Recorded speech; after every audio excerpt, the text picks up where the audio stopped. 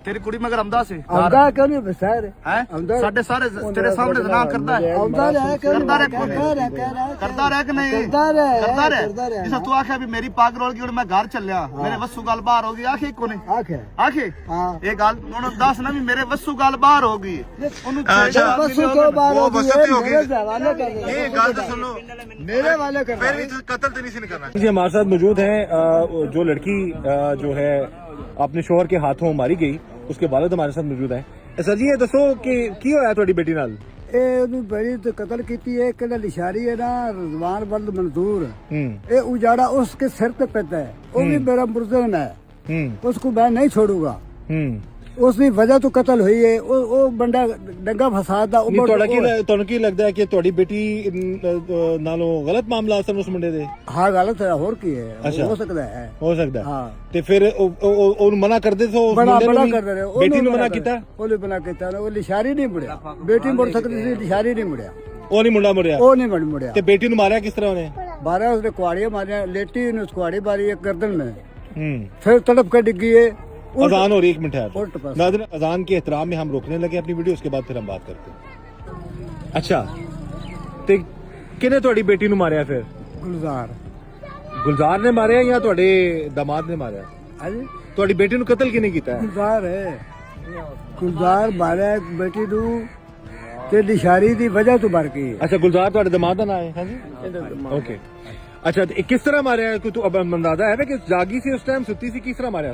थोड़ा नक्शा दिखा देता लेटी ने मारा अच्छा लेटी ने कितने मारा वार किते सर? 4 कुआड़ियां लगी 4 कोड़ियां पहली गर्दन दी फिर इधर इधर फिर बाजू ते अच्छा ते ਤੁਸੀਂ ਕੀ ਚਾਹੁੰਦੇ ਹੋ ਕਿ ਇਹ ਮਾਰਦਾ ਨਾ ਤਲਾਕ ਦੇ ਦਿੰਦਾ? बिल्कुल वो फारिग कर देता मैंने देता जो गंद मैं मेरे पेश कर देता मैं उसका कोई सबब भी बना सकता था हाँ बाकी केड़ा लिशारी है ना उसको मैं नहीं छोड़ूंगा वो मेरा मुलजम है उसको मैं नहीं छोड़ूंगा और रजवान को मैं नहीं छोड़ूंगा ਜਿਸ ਬਾਬਾ ਜੀ ਤੁਸੀਂ ਬਿਆਨ ਦਿੱਤੇ ਨੇ ਕਿਸ ਆਇਆ ਹੈ ਹਾਂਜੀ। ਰਜ਼ਵਾਨ ਤੁਸੀਂ ਮਨਾ ਕੀਤਾ ਵੀ ਇਹਦੇ ਮੇਰੇ ਘਰ ਨਾ ਵੀ ਮੇਰੀ ਕੁੜੀ ਤੇ ਮੈਨੂੰ ਇਹ ਗੱਲ ਗਵਾਰਾ हाँ ਨਹੀਂ कहते रहे क्यों ਕਿਹਾ ਹੀ ਕੋਈ ਨਹੀਂ ਕਿ कहते रहे ਕਹਿੰਦਾ ਰਿਹਾ हाँ ਤੇ ਫਿਰ ਇੱਥੇ ਤੈਨੂੰ ਮਾਰਨ ਆਇਆ मारन इतने मैंने धमकी दी ਯਾਰ ਲੈ ਕੇ ਆਇਆ ਤੇਰੇ ਮਗਰ ਰਜ਼ਵਾਨ ਉਹਨੇ ਕਿਹਾ ਵੀ ਉਹਦਾ ਬਾਪ ਕਿਤੇ ਬਾਹਰ ਨਿਕਲੇ ਮੈਂ ਉਹਦੀ ਐਸੀ ਤੈਸੀ ਕਰਾਂ ਤੇ ਉਸ ਤੇ ਪਿਸਤੌਲ ਉਹਦੇ ਕੋਲ ਹੈ ਐਸ ਨੁੱਕਰ ਤੇ ਖੜੋ ਕੇ ਉਸ ਕਿਹਾ ਮੈਂ ਰੱਬੀ ਸਿੱਖਣਾ ਨਾਲ ਚਲਾ ਗਿਆ ਅਗਰ ਮੈਂ ਹੁੰਦਾ ਮੈਂ ਬਾਹਰ ਨਿਕਲ ਆਉਂਦਾ ਹੋ ਸਕਦਾ ਉਹ ਮੈਨੂੰ ਵੀ ਖਤਮ ਕਰ ਗੱਲ ਸੁਣ ਤੇਰੀ ਕੁੜੀ ਮਗਰ ਆਮਦਾ ਸੀ ਆਉਂਦਾ ਕਿਉਂ ਨਹੀਂ ਬਸਰ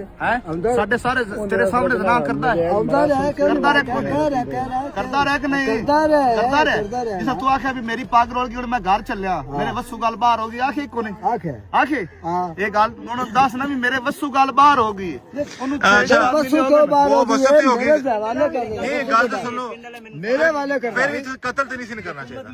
आप क्या कहेंगे जी? आप यहाँ के मौजूद हैं, मेरे हवाले कत्ल करना चाहिए था? मेरे हवाले कर देता ਇੱਕ ਮਿੰਟ कत्ल ना करता। बुजुर्ग यही कह रहे हैं कत्ल ना करता। जी सर। मैं इस गांव का नंबरदार हूं और मुझे दिली तौर पर इस हादसे का बहुत ज्यादा अफसोस है।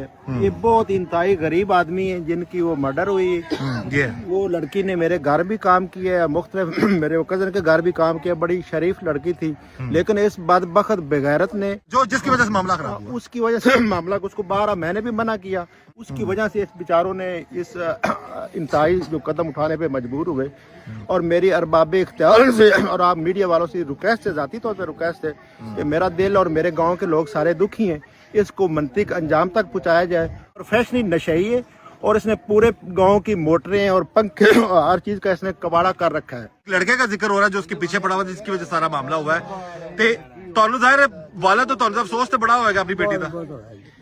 ਠੀਕ ਹੈ ਤੇ ਤੁਸੀਂ ਦੱਸਦੇ ਪਏ ਸੋ ਕਿ ਇੱਕੋ ਗੱਲ ਕਰ ਰਹੇ ਹੋ ਕਿ ਜਿਸ ਮੁੰਡੇ ਦੀ ਵਜ੍ਹਾ ਨਾਲ ਹੋਇਆ ਉਹਨੂੰ ਵੀ ਤੁਸੀਂ ਕਾਨੂੰਨੀ ਕਾਰਵਾਈ ਕਰਨਾ ਚਾਹੁੰਦੇ मैं ਹੋ? करना चाहना बिल्कुल ठीक है। मैं पक्का मेरा वो भी मेरा ਤੇ ਮਾਰਦਾ ਤੇ ਦਮਾਦ ਨੇ ਜਿਹੜਾ ਜਵਾਈ ਨੇ ਜਿਹੜਾ ਕੀਤਾ ਉਹ ਸਹੀ ਕੀਤਾ ਗਲਤ ਕੀਤਾ ਨੇ? ਤੁਹਾਡੇ ਜਵਾਈ ਨੇ?